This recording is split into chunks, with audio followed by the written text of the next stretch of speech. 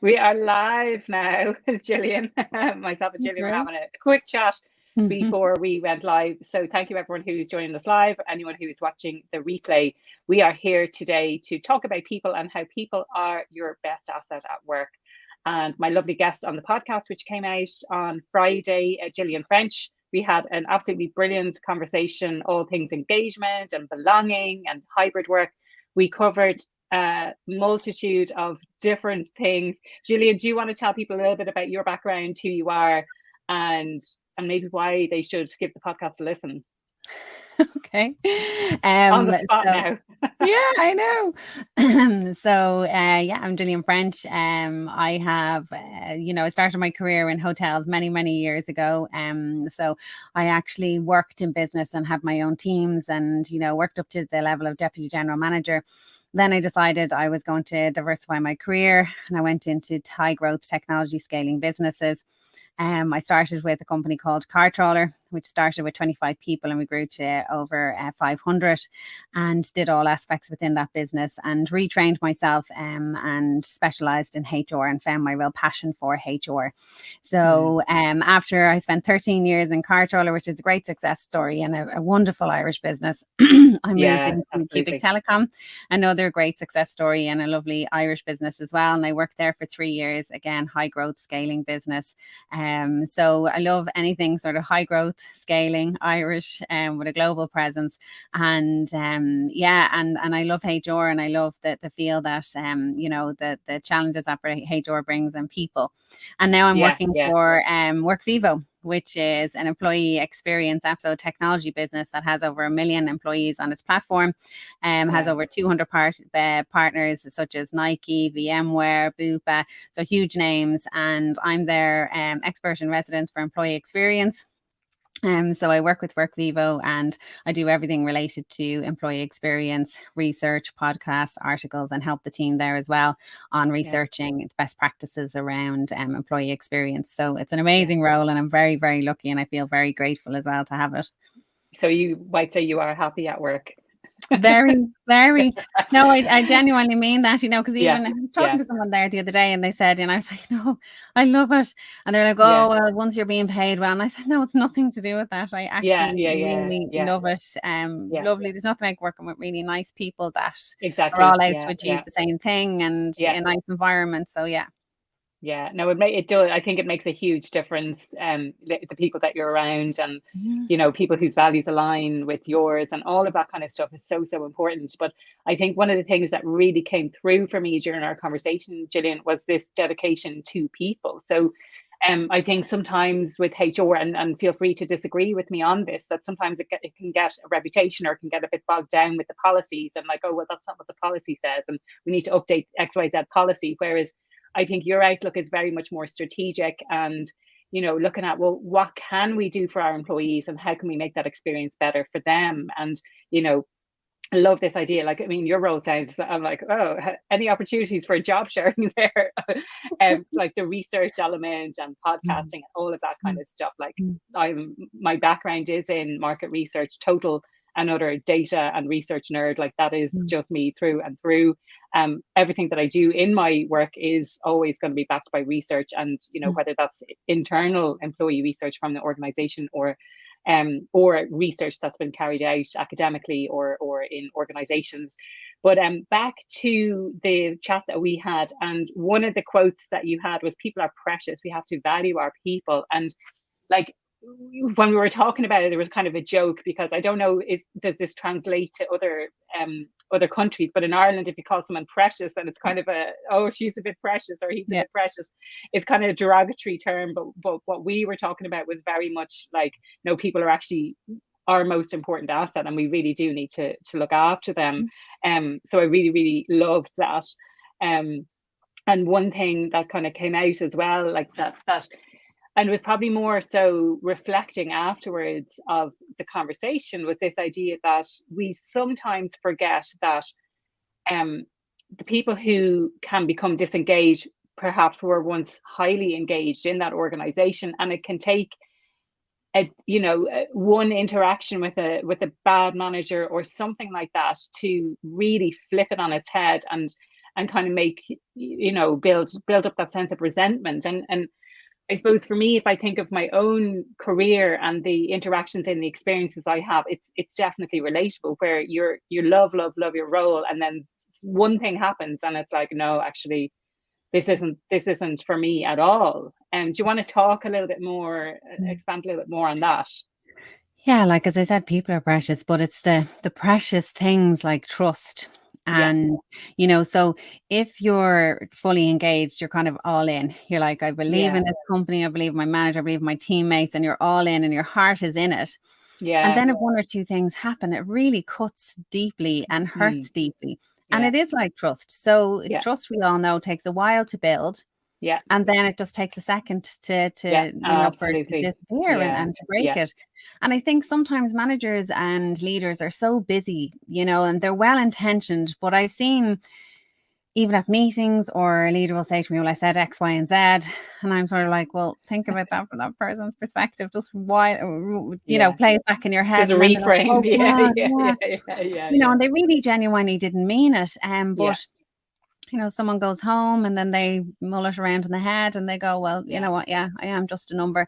And even though yeah, they are highly engaged and they're generally really good people, but they will just pull that little bit back, that little bit yeah, extra that they've yeah, been giving because they're hurt. And, yeah, exactly. like, Yeah, yeah. yeah, If you I treat just people think, like just a number, then yeah, absolutely that, like, yeah. And I think, I mean, we could probably go off on an entire tangent of talking about loyalty and commitment, and there's no such thing as employee loyalty and there's no such thing as employer loyalty. Whereas previously, maybe in the 60s or something, you're in a job and you're there for life and your company is really loyal to you in much the same way that you're very loyal to your company. It's kind of mm, gone now, but mm, it's really important to build that sense of trust, and like, my company has my best interests at heart, let's say. And I suppose some of the stories that I heard at the beginning of the pandemic, where people were saying, like, you know, just like the terrible treatment that they had at this, like, oh, you can't take those holidays, or you have to take those holidays. And it's like really eroding that sense of trust as well. And just, I suppose, being aware of that. And if that does happen, then taking ownership for it, taking responsibility, and really owning your role in that, and having that conversation before it's too late. totally. And as we said during the podcast, one size doesn't fit all. And this Yeah. is what happens sometimes with policies. We become obsessed with the policy and not going Yeah. outside the policy. And Yeah. actually, then when we stand there, and I've been in conversations where could be the policy for leave, bereavement leave, and someone doesn't fit into a category, but yet it's their aunt who reared them, but under the, Yeah. and you're like, oh my God, Yeah. If they only are like, entitled to one day because it's extended family or yeah. And something you're like, like but that. the aunt Yeah. reared them. And, Yeah. like, come Yeah. on, guys, use your human. Yeah. Yeah. Yeah. You know what's right and what's wrong, and go inside Exactly. yourself. Yeah. And Yeah. it can't be the same for everybody, Yeah. and I know that's Yeah. difficult, particularly in larger organizations, because then it becomes a minefield and people start asking, why was it okay for them? Why was it okay for him? But I Yeah. think Yeah. Yeah. Yeah. Oh, too that's many not fair. people, She got that treatment and I got that. And there's yeah, that sense of fairness then of, yeah. And I mean, like, there's so much to kind of dive into around that as well. Like, on the podcast, I have touched on before this element of trust, and a few times psychological safety. It's come up an awful lot in conversations, just generally speaking, but also, like, just having like those policies where it's like you can only have 3 days leave if it's someone who's a close relative to you, rather than just kind of taking a step back and saying, listen, take as much time as you need because you're grieving in this situation, and giving people, bringing that kind of human element back into it as well. and it's my experience, and I've been in business for 25 years. Yeah, 99.999% of people are innately good and want to do good and are exactly, not out exactly. to mess the system. Yeah, But we yeah, tend to policy for that bottom percent. And exactly. then Yeah, what happens is we annoy everybody else. And the other ones that we're building policy for, they just find a way around it, yeah, So, because that's what they exactly. Yeah, do. yeah, So most people, I think it's like go into the relationship with trust unless you prove me otherwise, rather than going into the relationship with I have no This is trust until it. you prove Yeah, yourself yeah, is yeah. a much It's better dynamic. yeah, Because people will shock you. The majority of people are good, and I genuinely yeah, believe that, and my experience yeah, has taught me that. And they'll yeah, know when you're trying to make a decision, and a human decision, and yeah, they'll absolutely smell it out if you're trying to just, you know, keep yeah, between the lines and play the yeah, yeah, game. And yeah. people don't like that. Yeah, exactly. Yeah, yeah. And I think like it's, I mean, just like I say, just bringing the human back into that element, but also like just like I mean the leave thing we can probably, I don't know, do we kind of stick with that, like, but there'll be other policies as well where it just, yeah, like exactly like you said, it just erodes the trust completely from one, from the person, and this idea of fairness as well. Like it's just sorry, I'm getting hung up on all of that now.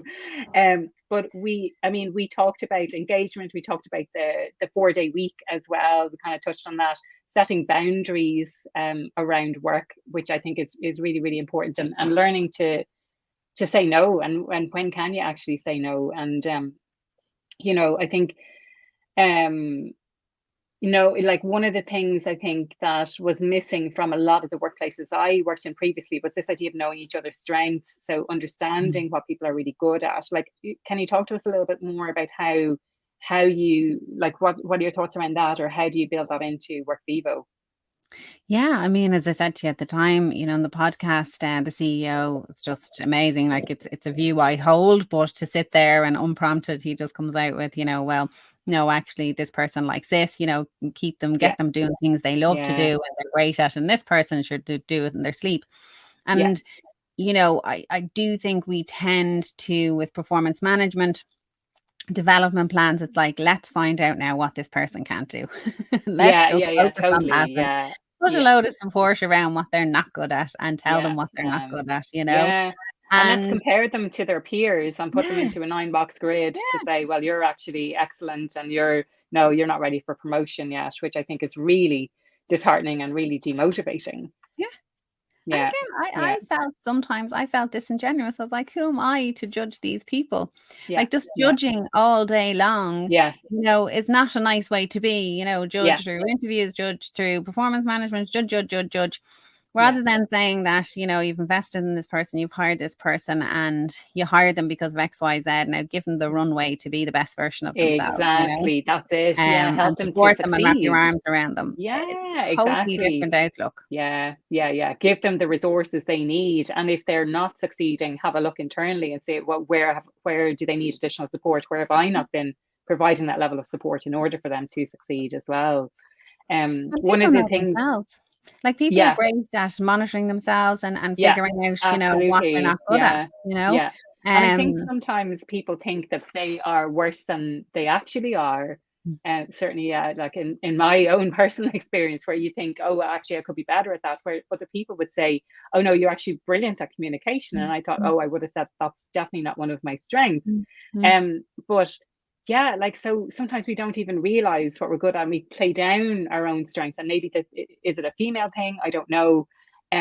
But yeah, certainly. And I am a huge believer in this personalization approach, where it's not a case of, oh, look what Johnny down the road is getting. It's a case of making things personalized for everyone by satisfying their individual needs. And I did, like, the research that I did for my master's a couple of years ago, um, focused around that idea of need satisfaction. And when we satisfy people's needs at work, that drives motivation, it drives engagement, it drives happiness at work, essentially, by satisfying those needs. And there are 3 universal needs, but then there are many, many more individual needs that people have, and facilitating those kind of conversations, I think, is really important to understand on an individual level. What do people need from work? Which, to be honest, they probably don't know. They're probably, if someone said to me, what are your needs, I'd be like, I don't know. You have to really dig and get into that, kind of go deep. And this is the thing I'm noticing now is a lot of organizations are searching for, okay, we want people to belong. We want to actively, the really progressive organizations. But what I'm finding through my coaching work is that people are very lost. They don't Yeah, know. They've either chosen a career path because their family did it, or their Yeah. mom recommended they do it, or they looked on and saw everyone else being successful in it and are all tied up now. But they're lost themselves, and that's very hard then to get organization to get people to belong to if they don't even know who they Yeah. belong to or what they want themselves. They're a bit confused, you know. Yeah. And I'm not Yeah. saying that that responsibility drops at the door of the organization, but it Mm. does create an issue around how are Yeah. you going to attach yourself if you don't actually know what you want. So I think it's really important that people take stock of what's important to them, what they want, Yeah. and where they want to go, and are very Yeah. honest and open with the organization on that. Yeah, yeah, yeah, absolutely. And like my big thing with belonging is this idea of values and our core values, and Mm. whether or not our values are aligned with those values of the business. But you can also tie in the goals and the purpose of the business, and is that something that we buy into? Is that something that we believe in? And I think for the work that I do, I was going to say I much prefer to work with purpose-led types of businesses, but they're predominantly the only businesses that I work with, because that's really what lights me up. And, coming from corporate, I'm like, do I care if I help Unilever sell more of their washing powder, or do I care if I help Mars bars to sell, or Mars to sell more chocolate, or, just things like this. It's like I'm moving away from that and more into who's doing good in the world, who's having the impact, who's making the change. And I think I think there's a movement, and we talked about it on the podcast, and there is a mass Yeah. movement. And I think, again, organizations need to prepare themselves, because people will say, well, I attach myself to this. Is Yeah. this a good organization? Is it doing good? Yeah, There's exactly. so Yeah. much. There's so much now at the moment, particularly with Ukraine, around humanity and everyone talking about humanity and taking people into their homes. Yeah. And we're getting back, and there's never a positive out of war, but if there could be, this is, one component where people are opening their hearts and taking people into their homes. But Yeah. also with climate change and people demanding, so people are going to start asking, where's my pension being invested? What is the company, what partners is the company working with? What's your Yeah. CSR policy? What are you doing to Yeah. help with these Yeah. sort of world issues? So I think people are going to get very, very fussy about the organizations, and will be Yeah. asking questions. And then on diversity, I wrote an article on more sort of HR people being represented on boards, because they're not represented on company Yeah. boards. Yeah. Yeah. Yeah. It's Absolutely. really Needs low. to happen. Yeah. Yeah. But I would Yeah. say, again, people will start asking, what's the construct of your board? Is it a diverse board, or is it Yeah. a board as how they Yeah. generally look Diverse now? in multiple different Mm. facets, like in multiple different ways, that it's not just, it's about the representation of everyone within the Yeah. organization and society at Mm. large as well. Yeah. Yeah. Brilliant. So I I think mean, people have we become more conscious during the yeah, lockdown. I think definitely. we're all Yeah. very unconscious. So we're just going through the motions, get the kids to school, go into work, Yeah. go back. And even though we were very busy in the pandemic and it was crazy, we still got more time to be out with nature, with our families, and kind of looking around going, what's it all about? So people Yeah. are more conscious now, and Mm. want to know, who am I working with? What am I doing? How am I spending my time? Yeah. Some will fall Totally. back Yeah. into the sort of the way it The was, but grind, I the think a lot money, of the the people have, whatever. Yeah, yeah, yeah, yeah, they've yeah. But woken I up. think a lot of people are starting to question those kind of things. Absolutely. Gillian, it's been an absolute pleasure chatting with you this afternoon. Any kind of final thoughts that you want to leave people with before we wrap things up, or maybe give a reason to tune in? Like this, sometimes people get in touch and they say, "Oh, I'm listening to your podcast this afternoon." I'm like, this, by the way, is not the podcast. The link to the full episode of the podcast is in the comments below. Yeah. Our podcast episodes are like 45 minutes thereabouts, and we go in a lot deeper into some of the stuff that we touched on this afternoon. And this is not, to repeat, this is not the podcast episode. The podcast is available wherever you get your podcast from, with it, and there's a link below in the comments. So any kind of final thoughts, Gillian, that you want to share? Just what I said and what you said, people are precious, and not in a negative way. They're precious in a positive way, and you need to look after them. Because as we know, they're a scarce resource at the moment. So Yeah, go in with absolutely. that Yeah, yeah. intent, and you'll do well. Brilliant. Yeah, yeah. And this is, sorry, just picking up on that word intent, and something I meant to say earlier that sprung to mind is this idea of assume positive intent. So, if you think that someone is doing something that triggers you in some way, but just assume that they're not out to get you, that they're actually doing something, and that their intention behind it was actually positive. So thank you everyone who tuned in live this afternoon. For anyone watching the replay, I would love to get your comments below if you want to join in the conversation with myself and Gillian. So hope you enjoy the rest of your day, the rest of your afternoon. And for anyone in Ireland or who identifies as Irish or who celebrates with the Irish, we have St. Patrick's Day tomorrow. And here in Ireland, we have 2 days off for the next couple of days. So we've got a 4-day weekend coming, which I'm sure a lot of people are looking forward to as well. So thank you and enjoy. Thanks.